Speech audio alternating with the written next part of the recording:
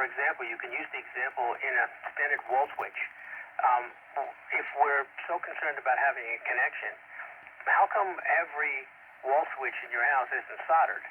How come those wires are twisted together and a wiring nut is placed on them? Why is that done? Well, there's a real good reason for that. There's two reasons. The first reason is that the National Electric Code requires you to have a physical connection before you have an electrical connection. So the physical connection must fail. A solder connection would be merely an electrical connection. And a lot of us get away with it when we solder two wires together. We go, oh, that's strong enough, right? And that's the reason. The other reason is that solder, believe it or not, has 1/10 of the conductivity of bare copper, which means that solder all by itself is a higher resistance to electricity than bare copper is, which is one of the reasons that we don't just solder wires and put wire nuts on them in every single house and everywhere in the world, is because when those connections have a surge without a physical connection first, they would simply open up because the solder would heat up. Go ahead, Dave.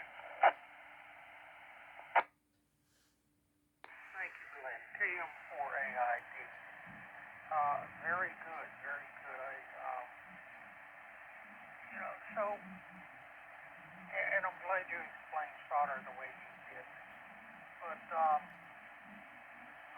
like I said, if you're doing something big and you got number 8, number 6 wire, you need a lug crimped on it. If you don't have a crimper, get a hold of me.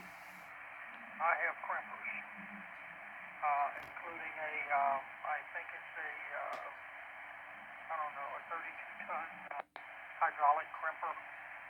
I forget how many tons it can put toward it, but with the right dies in it, we can crimp almost any kind of lug or through connector. And I have a selection of both. Like I said, I'm here to help you out if you need that. Going further on,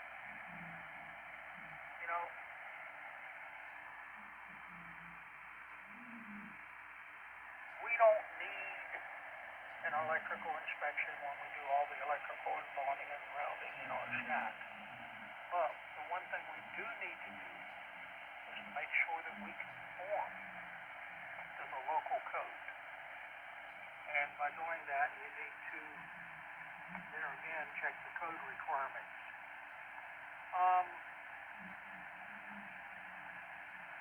And furthermore,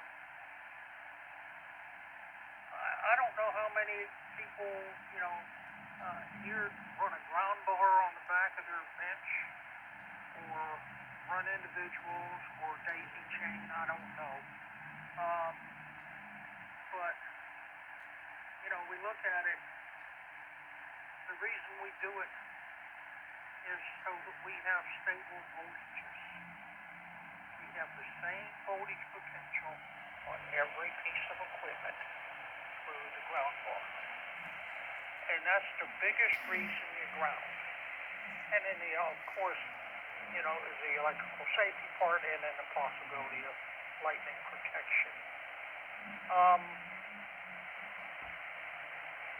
And, I've expressed a single point grounding panel and such.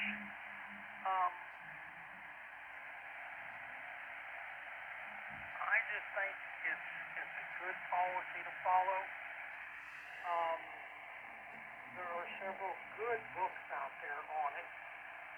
One is an ARRL book, and the other is put out by Motorola.